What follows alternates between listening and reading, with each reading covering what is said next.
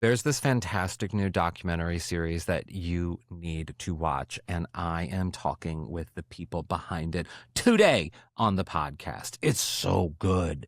If you liked Tiger King, if you liked Chimp Crazy, you are going to be obsessed with Monsters of God. It is directed by Eric Goode, who directed Tiger King and Chimp Crazy, and produced by Jeremy McBride. They've been collaborators for years now on all of those projects.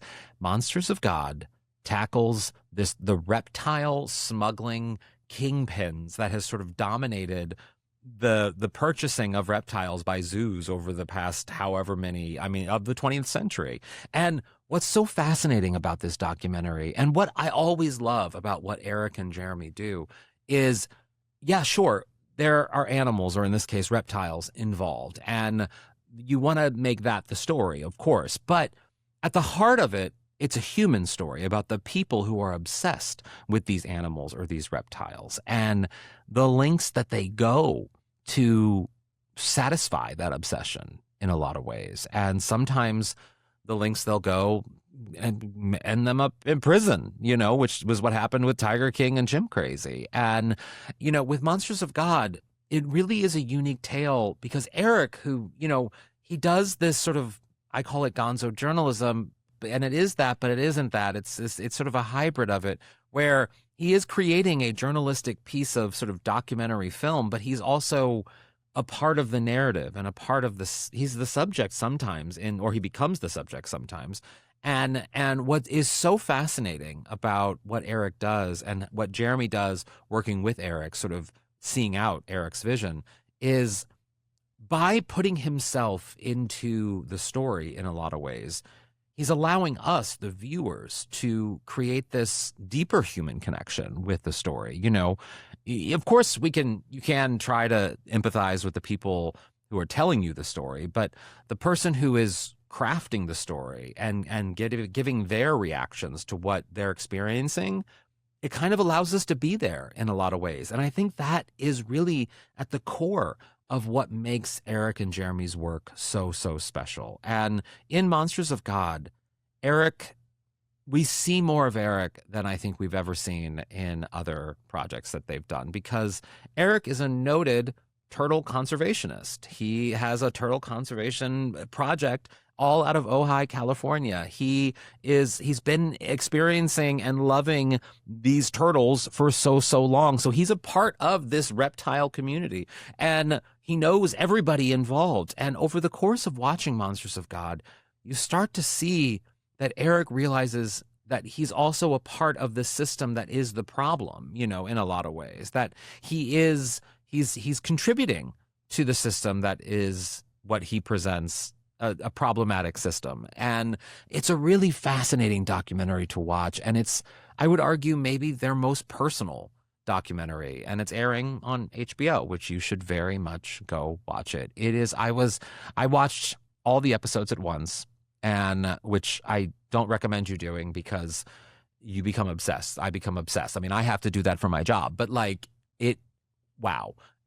So piece this one out, really experience it over a period of time, because it's a lot to take in, and it is so, so good. And my chat with Eric and Jeremy is fantastic. So sit back and grab a snack, because I will be right back with Eric Goode and Jeremy McBride to talk all about their new film, Monsters of God.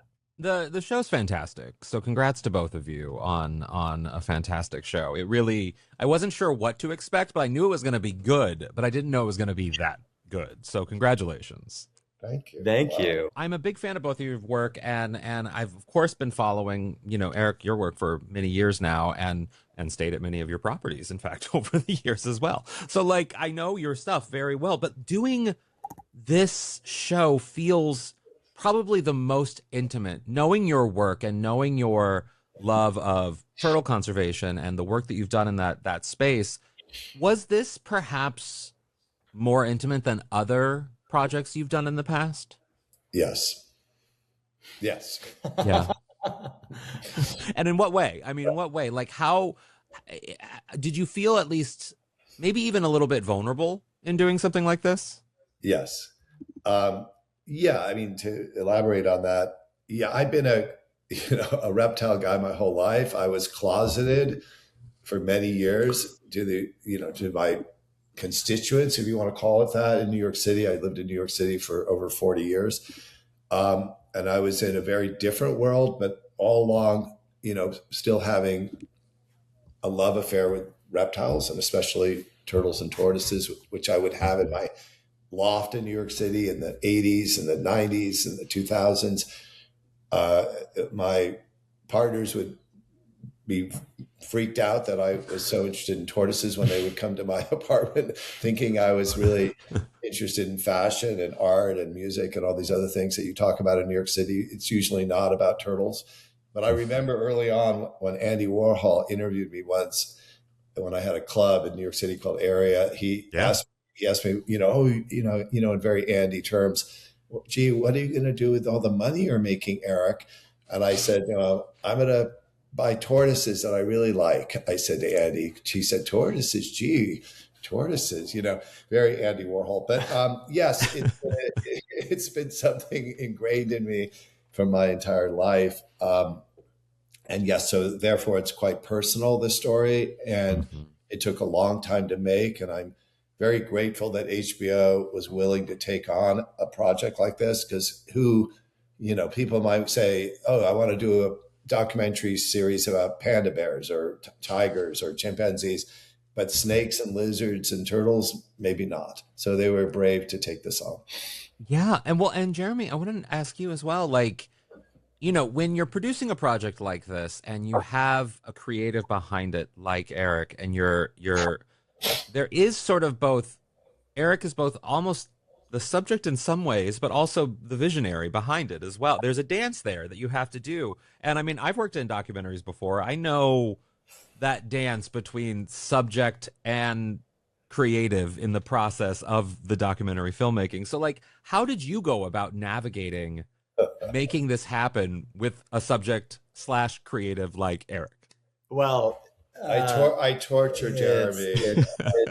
We sit at this table that you're seeing. Eric doesn't use a computer, and for lots of reasons, but really good on his phone. Because I'm a dinosaur. Okay, anyway, doesn't use computers. I'm not on social media. So we sit here and we talk about what we're doing. We talk about kind of all the things that we want to accomplish in the day, and a lot of it's so good because it's like, we have this great rapport and energy around the pursuit of making these projects. And the access part is always the most fun because, you have your list and you want to cover this entire world and it's very deep and massive, but you have limited time.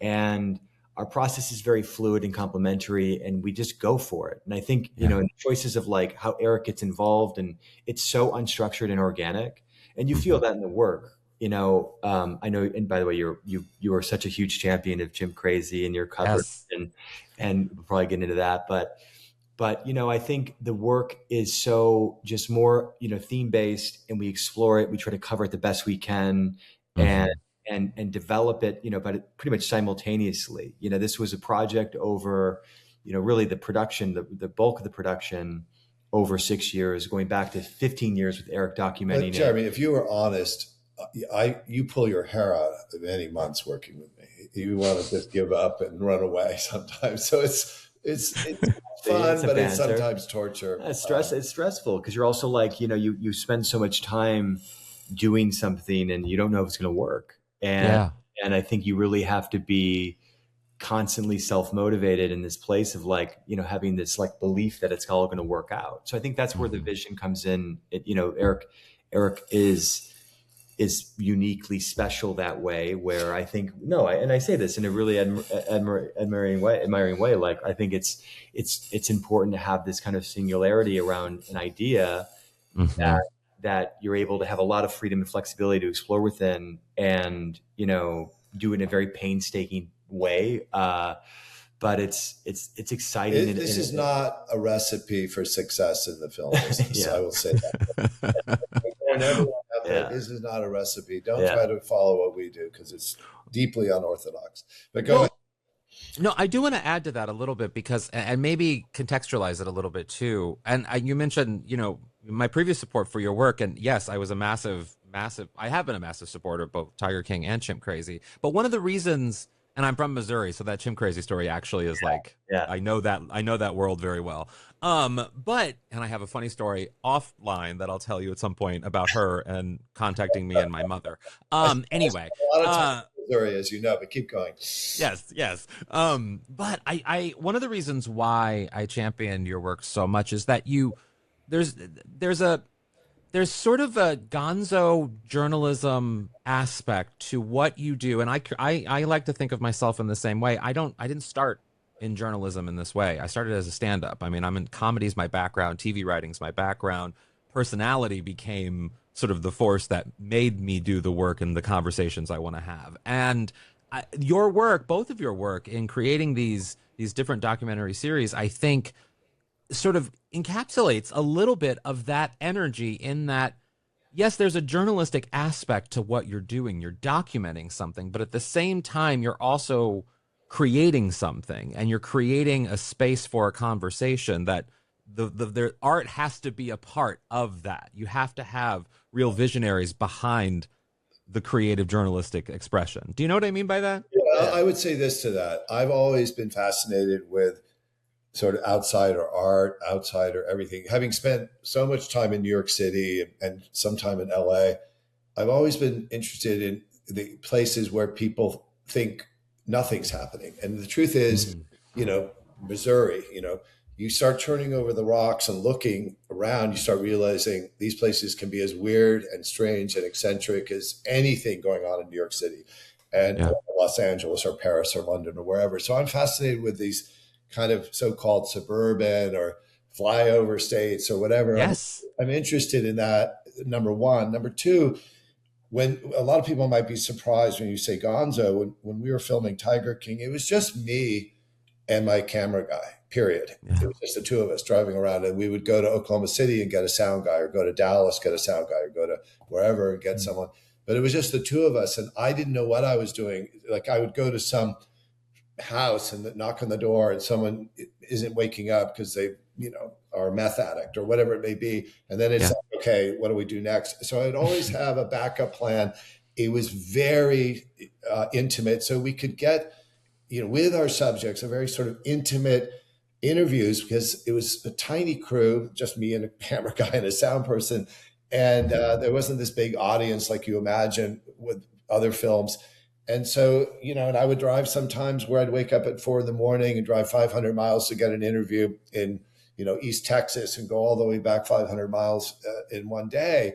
And so a lot of moving around, a lot of, very nimble. So it's very gonzo, like you say. It's very intimate. It's very consistent. And that's why I say it's not a recipe for anyone else to make films this way, because you have to just keep filming wherever you can capture something to piece a story like that together. And I also just always admired people that kind of do things, outside of New York or LA. I think of John Waters, who's been an old friend of mine. And John loved Chimp Crazy and Tiger King. And we're bringing John actually to Ojai in a few months to do his work here.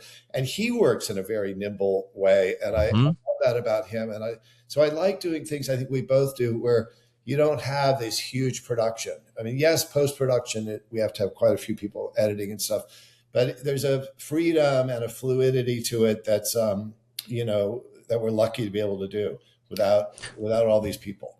It's also part of my job also with the question before is like, creating these environments to do the best work. And that involves like the teams we build and the, keeping sensibility with the people that we have that are pouring through the material, making the right choices.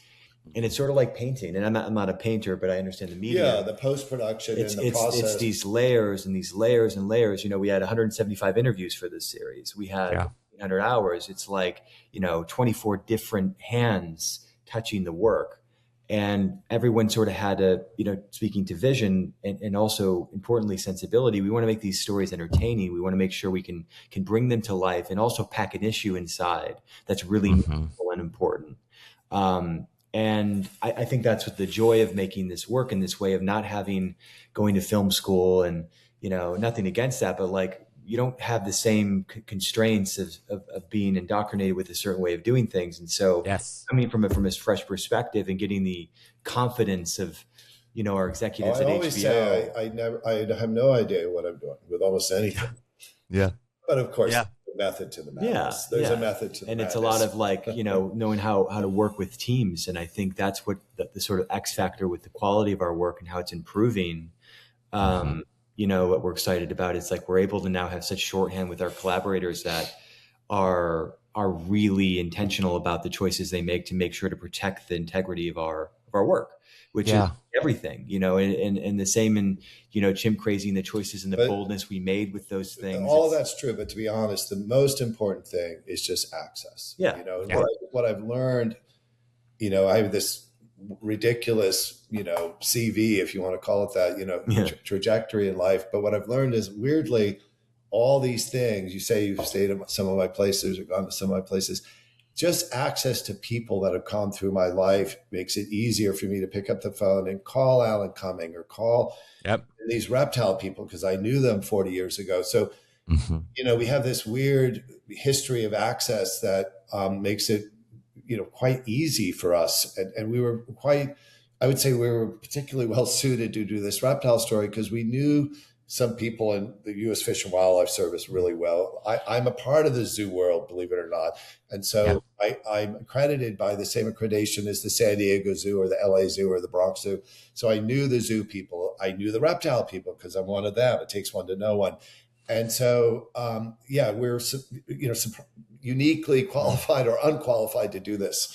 Well, and you bring up your CV, and I think that actually speaks to why this, many of your projects, but I want to focus on this in particular works, is that you kind of came at filmmaking at a different stage in your career, in your life. I mean, most people, like, you have to start, especially with filmmaking or anything within the industry, you have to start in your 20s, and you almost have to go to an Ivy League school to get in anywhere in this town. And you didn't take that path necessarily. And in doing that, your CV and the cultural imprint that you've had over the course of your career and the uniqueness of that CV, I think allows people to be able to communicate with you in a different way than they would a journalist who comes in very stale. I mean, I love journalists and what they do, but there's a reaction people have to a journalist walking in a room, whereas with someone, with myself, walking into a room, I walk in with humor, I walk in with empathy, I try to find a person, and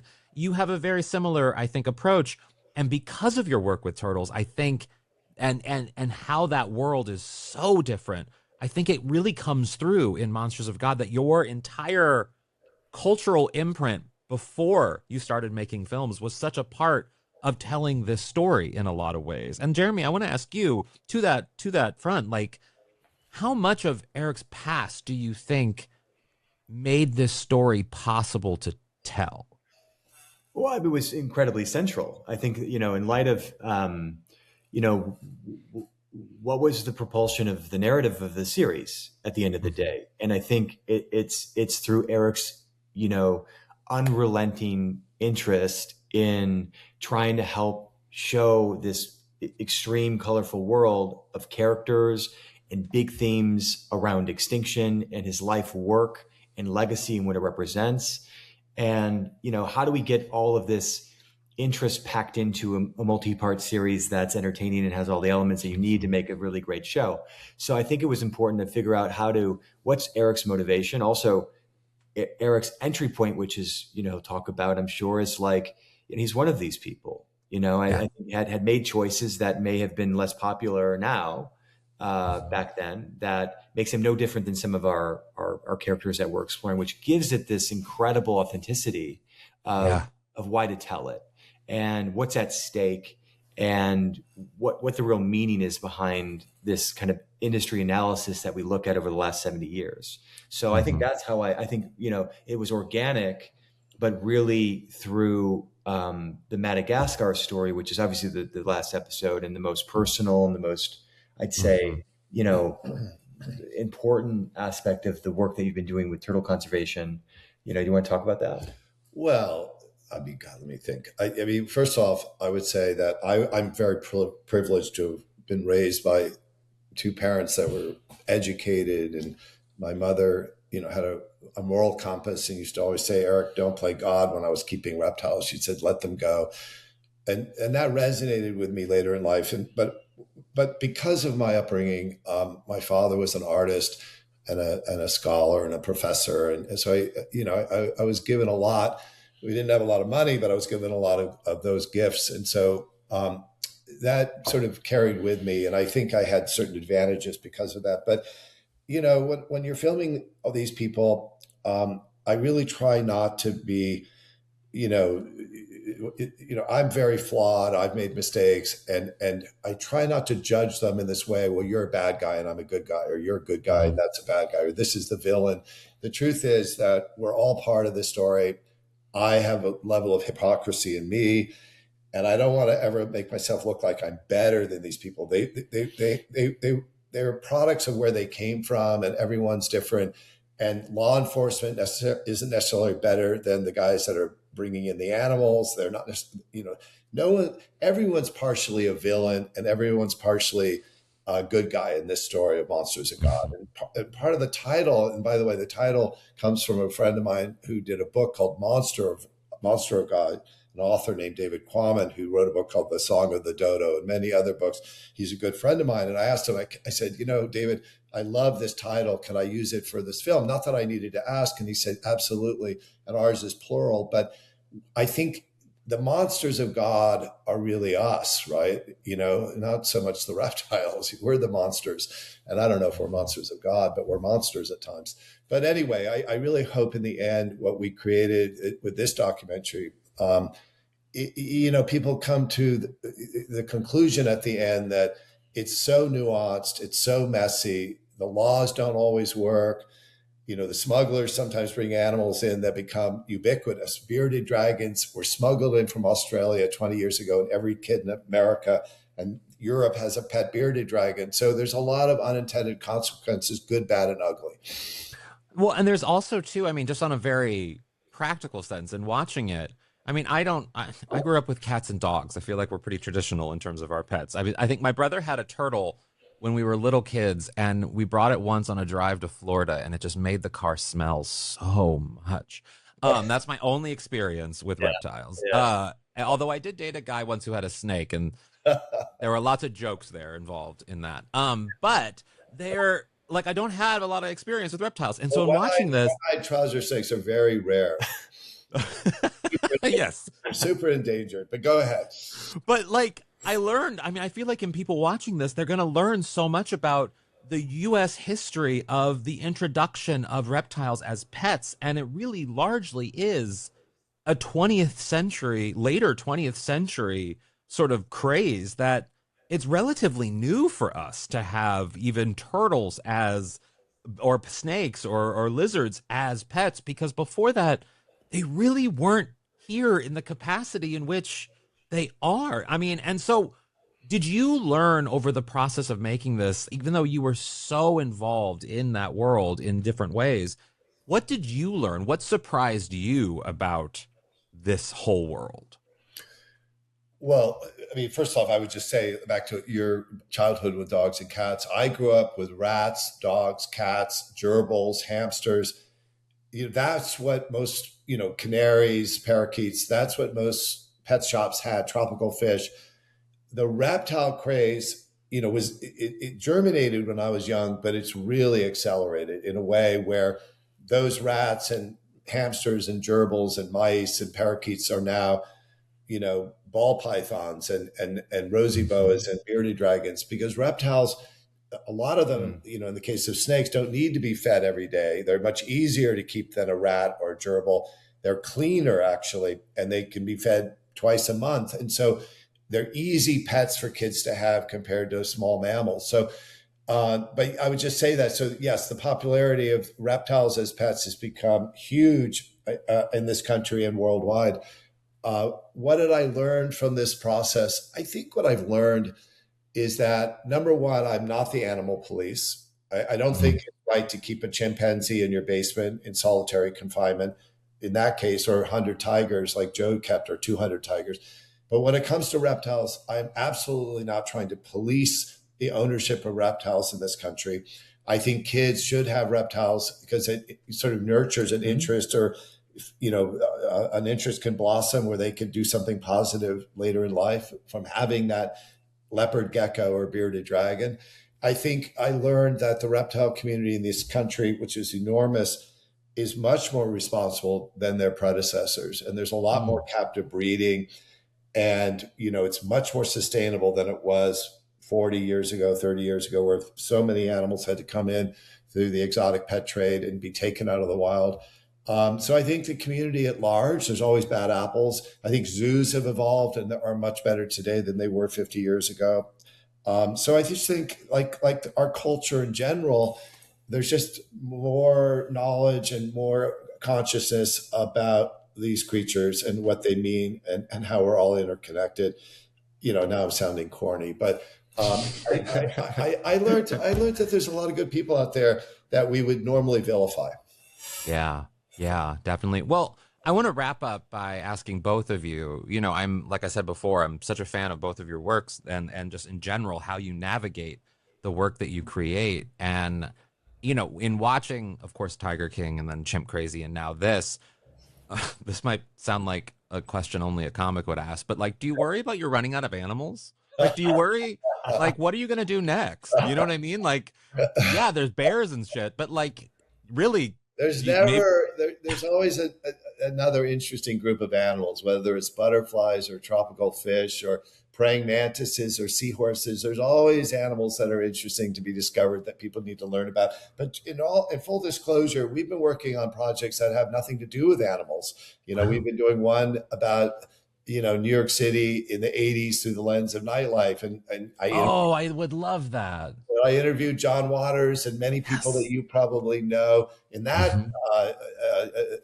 sort of genre. So no, we do different things. There's a lot of things we've done, or a few things we've done that we're still working on. Not everything we do sees the light of day. Hopefully they will.